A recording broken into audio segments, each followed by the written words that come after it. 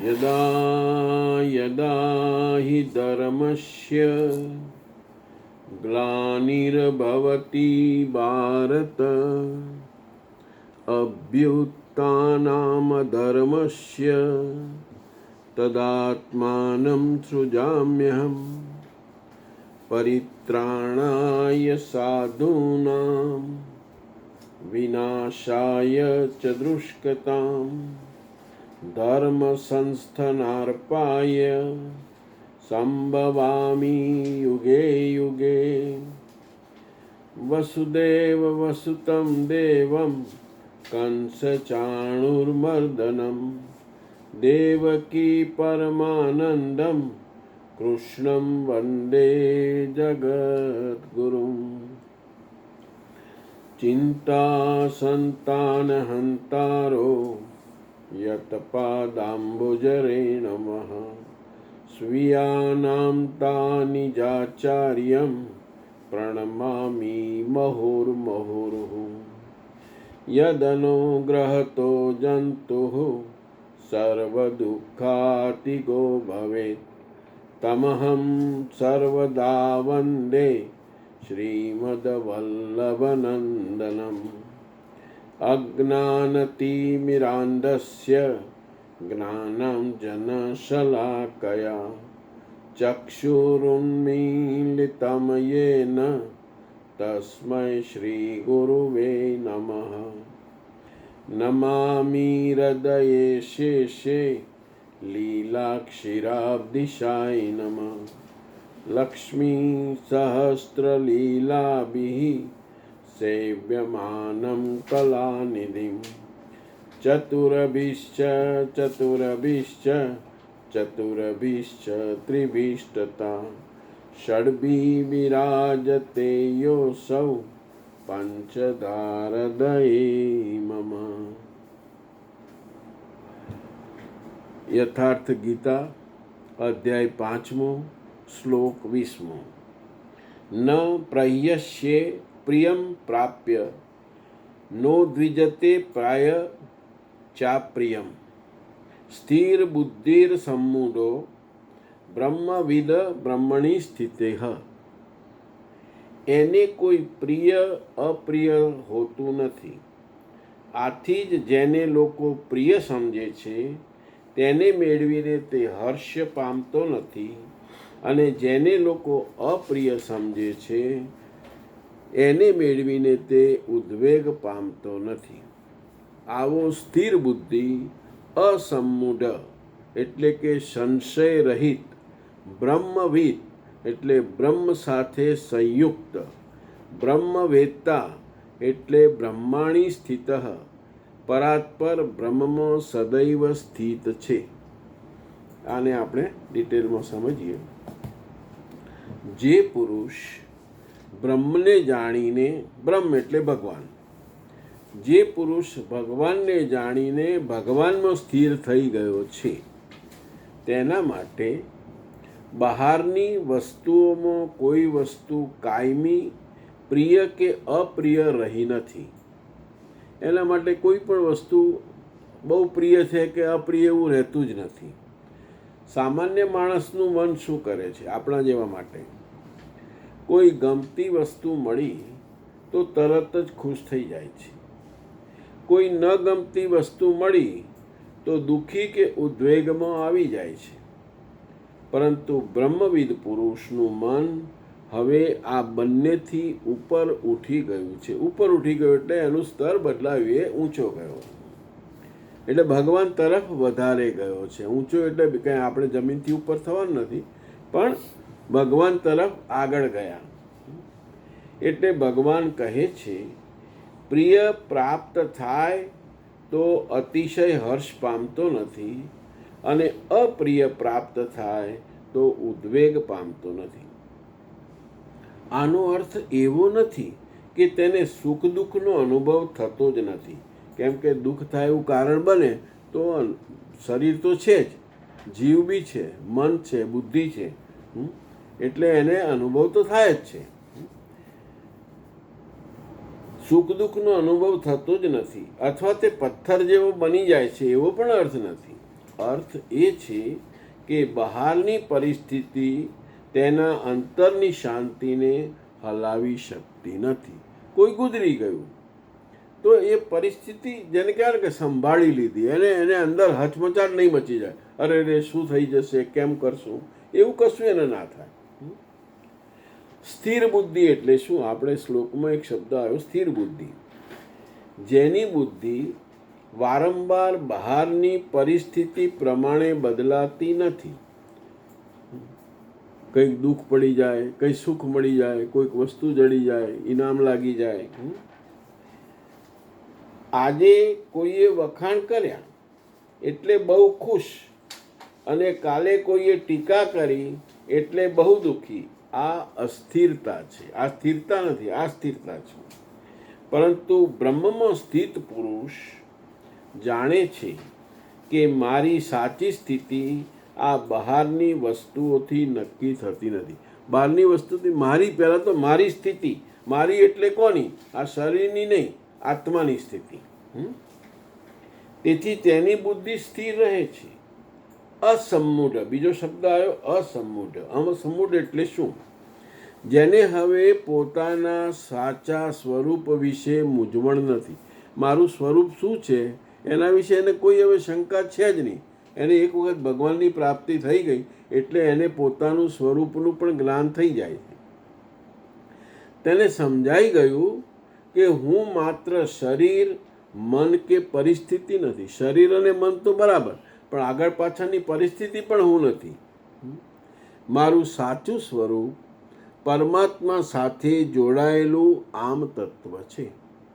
એટલે બહારની હાર જીત, માન અપમાન તેને અંદરથી ભ્રમિત કરી શકતા નથી. બીજો શબ્દ બ્રહ્મવિદ બ્રહ્મણી સ્થિત. આ શ્લોકનો સૌથી ઊંડો ભાગ આ છે. બ્રહ્મવિદ બ્રહ્મણી સ્થિત.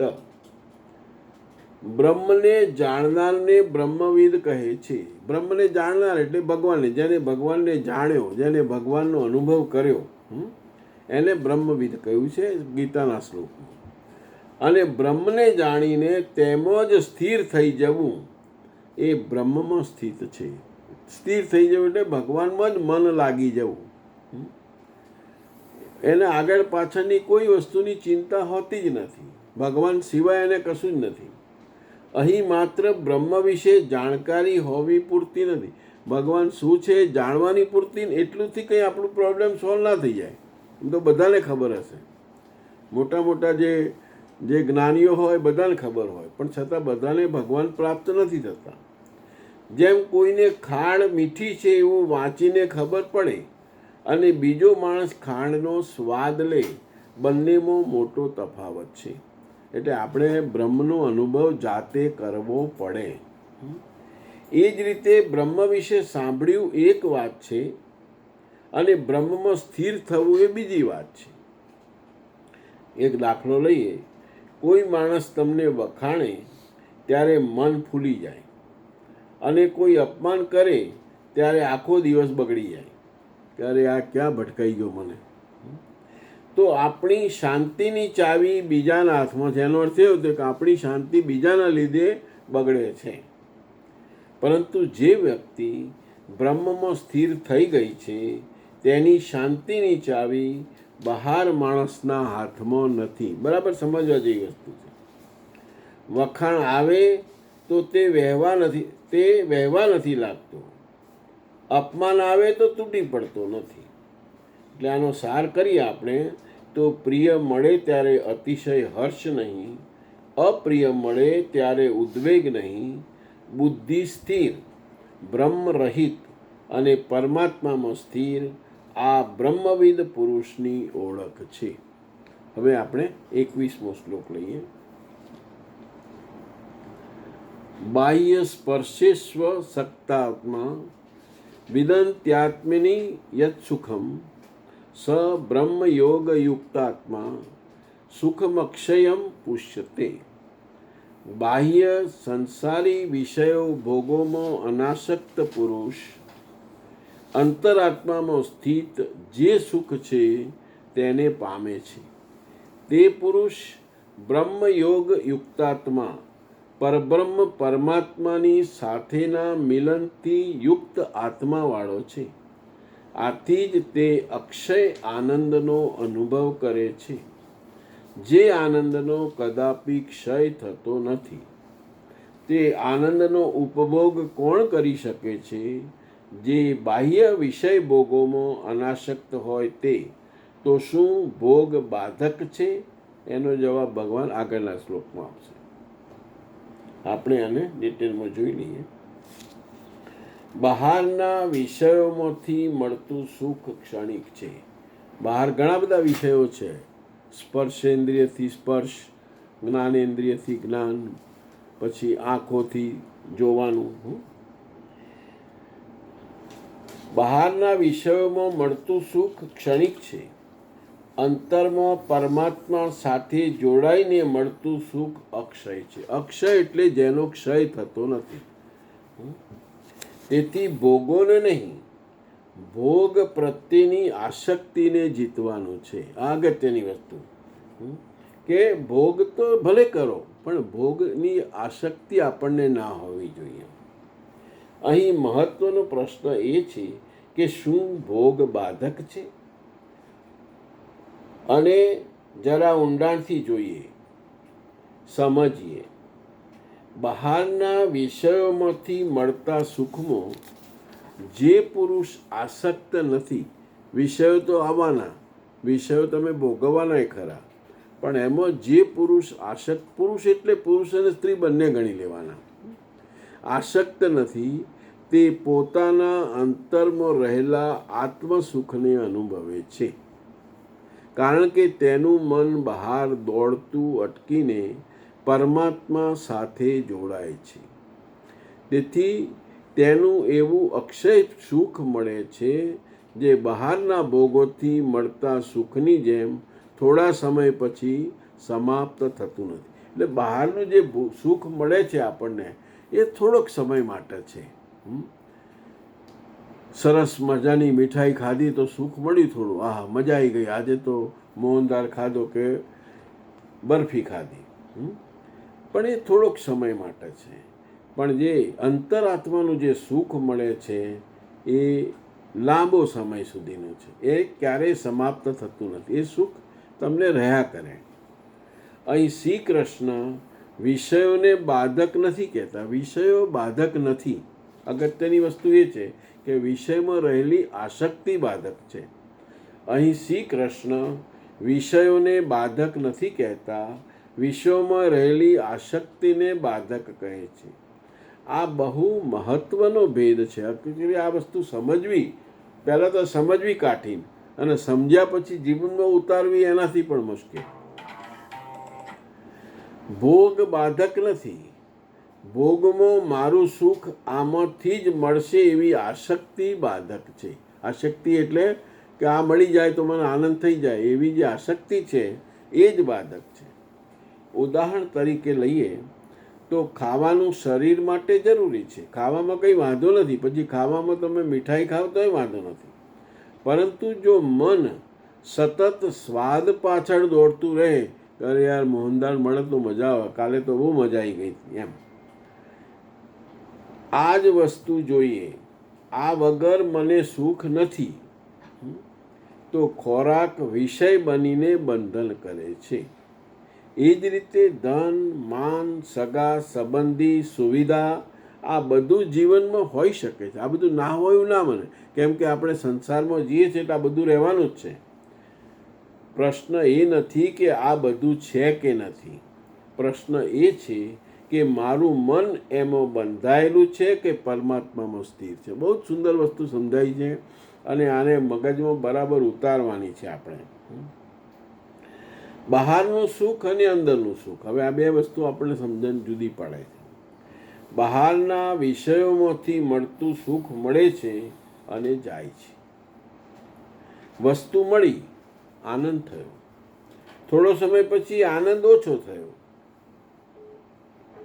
ફરી બીજી વસ્તુની ઈચ્છા થઈ, પાછી તરત ઈચ્છા થાય. આ ચક્ર ચાલતું જ રહે છે. પરંતુ જ્યારે મન અંતર્મુખ થઈને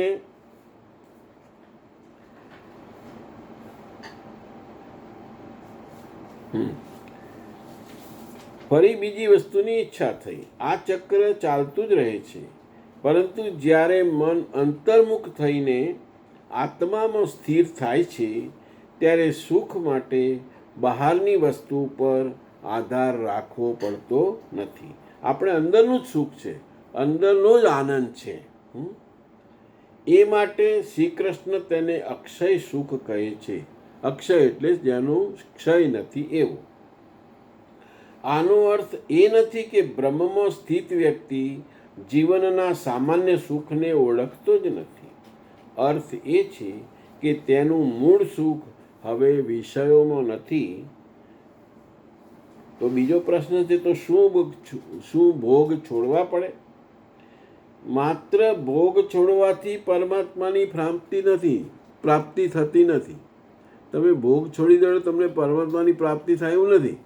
ભોગનું ઇમ્પોર્ટન્ટ છે જ નહીં, ભોગમાં રહેલી આસક્તિનું ઇમ્પોર્ટન્ટ છે. આ જ વસ્તુ આપણે સમજવાની છે. કોઈ માણસ બહારથી બધા ભોગો છોડીને બેઠો હોય, પરંતુ મનમાં સતત ભોગની કલ્પના ચાલતી હોય. આપણે કોઈ દાખલા તરીકે મીઠાઈ નથી ખાતા, બંધ કરી દીધી, હવે નથી જ ખાવી, તો નહીં ખાઈ શકો, વાંધો નથી એનો. પણ જો મનમાં યાદ આવે કે સારું મોહનદાળ ખાવા મળે તો સારું, પાછા ખાવાની આવે તો ના ખાવ તમે, એ બી પાક્કી વાત. પણ એવો વિચાર તો આવે ને. પરંતુ મનમાં સતત ભોગની કલ્પના ચાલતી રહે તો અંદરથી તો તે હજુ વિષયમાં જ છે. યથાર્થ ગીતા આપણને બહારની વસ્તુ કરતાં મનની આસક્તિ છોડવાનું શીખવે છે. એટલે વાત આ છે, વિષય બહાર હોય તો ચાલે, પરંતુ વિષય મનની અંદર ન બેસવો જોઈએ. જ્યારે મનને પરમાત્મામાં સાચો રસ મળી જાય છે, ત્યારે બહારના ભોગનું આકર્ષણ આપોઆપ ઓછું થવા લાગે. તમે જ્યારે આત્મામાં સ્થિર થાવ એટલે તમને એની તરત ખબર પડે. કોઈ વસ્તુને જબરજસ્તી છોડવી પડે એવું નથી. કોઈ વસ્તુ આપણે જબરજસ્તીથી છોડવાની છે જ નહીં. હવે શ્લોક 22. એહી સંસ્પર્શજા ભોગા દુઃખ યોનેવ એવતે આદ્યંતવંતઃ કૌંતેય ન તેષુ રમતે બુધઃ.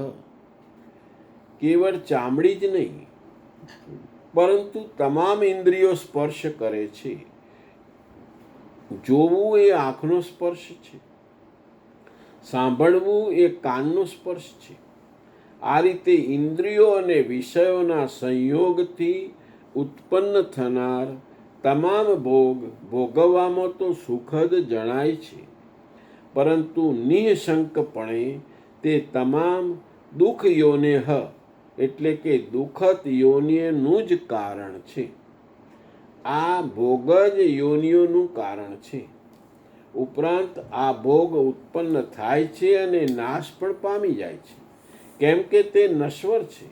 આથી હે કોંતે, વિવેકી પુરુષ એમાં ફસાતો નથી. ઇન્દ્રિયોના આ સ્પર્શમાં છે શું? કામ અને ક્રોધ, રાગ અને દ્વેષ. હવે આપણે આને સરળતાથી સમજી લઈએ. ઇન્દ્રિયો અને વિષયોનો સંયોગ થાય ત્યારે આપણને સુખનો અનુભવ થાય છે.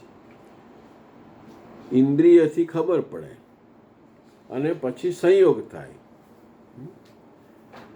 માત્ર ચામડીનો સ્પર્શ જ નહીં, આંખથી સુંદર વસ્તુ જોવી, કાનથી ગમતું સાંભળવું, જીભથી સ્વાદિષ્ટ વસ્તુ ચાખવી, નાકથી સુગંધ માણવી, આ બધું ઇન્દ્રિય અને વિષયોનો સંયોગ છે.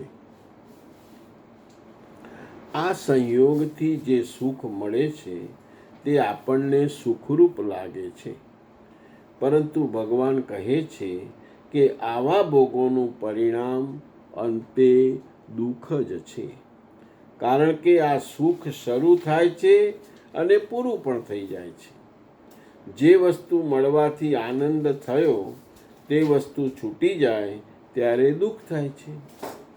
ફરી એ જ આનંદ મેળવવાની ઈચ્છા થાય છે અને મનુષ્ય તેની પાછળ દોડતો રહે છે. આથી ભોગ પોતે જ બંધનનું કારણ બની જાય છે. ભોગ મળ્યો એટલે સુખ, ભોગ ન મળ્યો એટલે દુઃખ, અને મળેલો ભોગ ફરી મળે એવી ઈચ્છા. આ ચક્ર ચાલતું જ રહે છે. દરેકના જીવનમાં આ બધાને અનુભવ છે. આજે બહુ પૈસા મળવાની ઈચ્છા થાય, મળી જાય એટલે આનંદ થાય, અને જો કોઈ કારણસર જતા રહ્યા તો પાછું દુઃખ. પરંતુ જે પુરુષ પરમાત્મામાં મળતા આત્મિક સુખને ઓળખી લે છે, ખરી વસ્તુ તો એ જ છે કે આત્માથી મળતું જે સુખ છે, આપણે તો જો આત્મા સુધી પહોંચ્યા જ નથી. પહોંચીએ ત્યારે ખબર પડે કે આ તો બહુ અલૌકિક વસ્તુ છે. આત્મિક સુખને ઓળખી લે છે તેને બહારના વિષયોમાંથી મળતું સુખ નાનું અને ક્ષણિક લાગે છે. એ જેને એ સુખનો અનુભવ કર્યો છે એને જ ખબર છે, એને જ આપણે પૂછીએ. પણ પૂછવાથી કામ પૂરું ના થાય, તો આપણે માણવું જ પડે. તેથી તે વિષયોમાં ભાગતો નથી, તેમાં આસક્ત થતો નથી.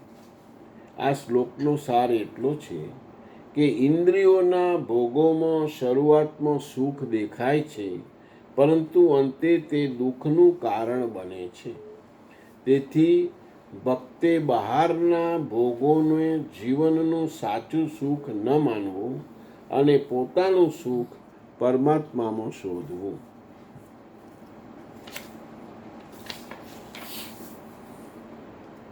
અહીં એક ખાસ વાત ધ્યાનમાં રાખવા જેવી છે.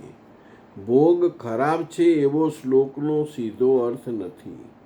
વાત એ છે કે ભોગમાંથી મળતું સુખ ક્ષણિક છે અને તેમાં આસક્તિ થાય તો તે દુઃખનું કારણ બને છે.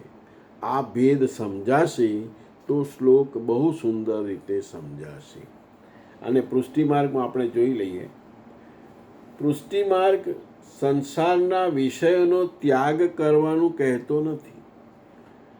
ગૃહસ્થ રહીને પણ જીવન જીવવાનું છે, પરંતુ વિષયોમાંથી મળતું સુખ જ પરમ સુખ છે એવું ન માનવું.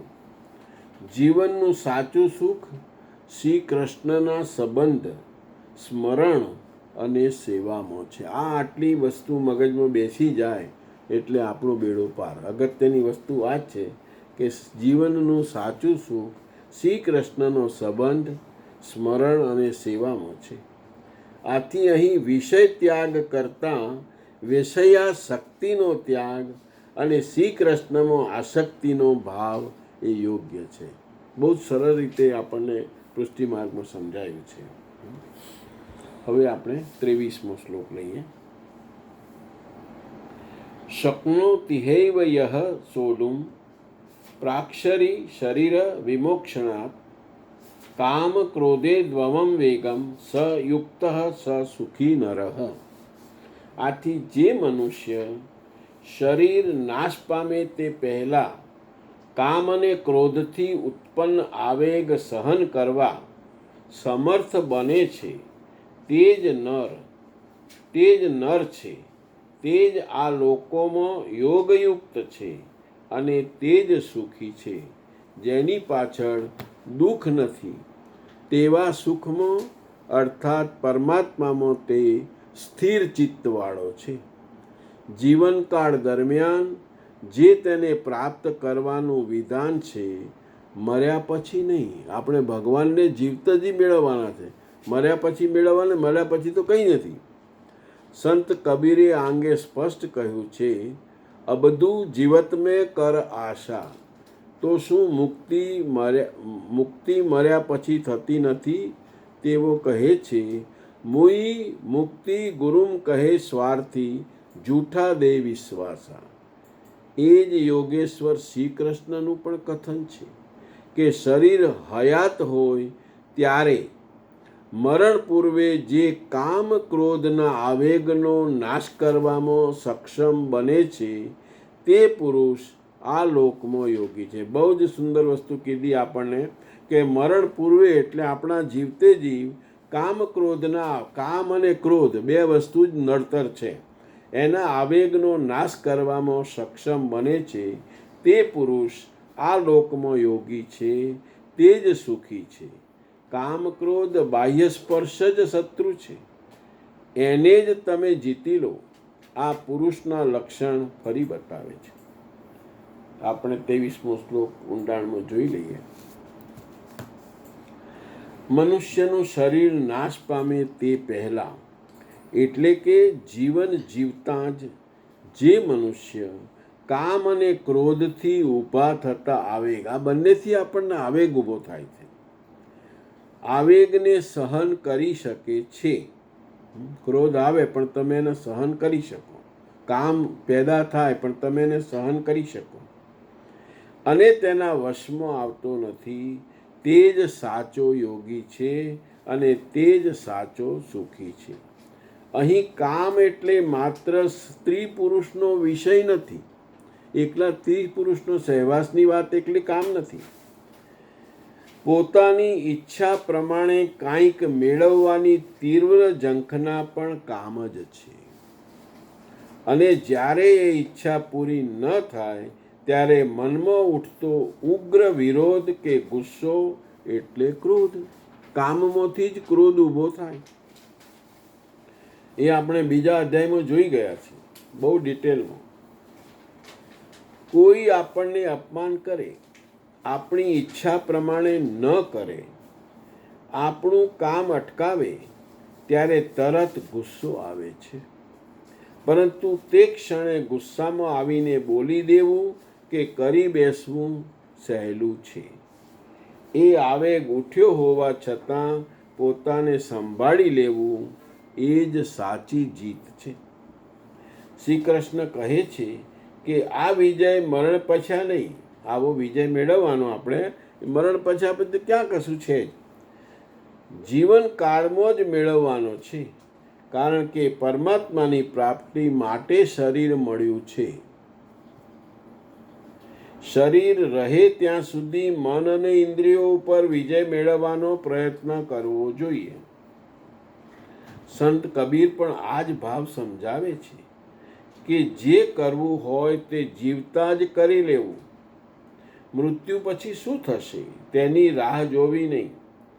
જીવનમાં જ મનને સુધારવું, આસક્તિ છોડવી અને પરમાત્મામાં સ્થિર થવું. બહુ અગત્યની વસ્તુને બહુ ટૂંકી છે કે મનને સુધારવું. આપણે કહ્યું છે કે મન શુદ્ધ કરવું, ચોખ્ખું, આસક્તિ છોડવી અને પરમાત્મામાં સ્થિર થવું. આ જ સાચો માર્ગ છે. આ શ્લોક આપણને એક સરળ વાત શીખવે છે. કામ અને ક્રોધ બહારના શત્રુ કરતાં પહેલાં આપણા અંદરના શત્રુ છે. બહારની પરિસ્થિતિ જીતવી મોટી વાત નથી. બહાર કોઈ દુશ્મન આવી જાય તો એક તલવાર લઈને ઊભા થઈ જાઓ કે બંદૂક લઈને ઊભા, તો એ જીતવી મુશ્કેલ નથી. પોતાની પણ બંદૂક આપણે આપણી જાતને તો ના મારી શકીએ, મનને ના મારી શકીએ. પોતાની અંદર ઉઠતા આવેગને જીતી લેવું એ જ સાચી જીત છે. જે મનુષ્ય કામ અને ક્રોધના વેગમાં તણાઈ જતો નથી તે બહારથી સામાન્ય જીવન જીવતો હોવા છતાં બહારનાને ખબર ના પડે કે આને આવી સ્થિતિ પ્રાપ્ત કરી છે. અંદરથી મુક્ત થવા લાગે છે, પણ એ અંદરથી તો ભગવાન તરફ જાય છે, મુક્ત થાય છે, મુક્તિ તરફ જાય છે. તેનું સુખ કોઈ વસ્તુ, વ્યક્તિ કે પરિસ્થિતિ પર આધારિત રહેતું નથી. એટલે આ શ્લોકનો સાર છે, મરણ પહેલાં જ મનને જીતી લો, કામ અને ક્રોધના આવેગને જીતી લો, પરમાત્મામાં ચિત્ત સ્થિર કરો. આવું જીવન જ સાચું યોગમય અને સુખી જીવન છે. આપણે પૃષ્ટિમાર્ગની રીતે જોઈ લઈએ. પૃષ્ટિમાર્ગમાં મનુષ્ય સંસાર છોડીને ભગવાનને મેળવવાના નથી. સંસારની વચ્ચે રહીને પોતાના મનની સ્વેચ્છા કરતાં શ્રી કૃષ્ણની ઈચ્છા અને આજ્ઞાનું પ્રાધાન્ય આપ્યું છે. બહુ સિમ્પલ, આપણે પૃથ્વીમાં 2-4 લીટી પતી જાય એવું છે કે પોતાના મનની સ્વેચ્છા કરતો શ્રી કૃષ્ણની ઈચ્છા એને જ પ્રાધાન્ય આપ્યું છે. આ ભાવ શ્લોક સાથે સુંદર રીતે જોડાય છે. આપણે આવતી વખતે 24મો શ્લોક લઈશું. જય શ્રી કૃષ્ણ.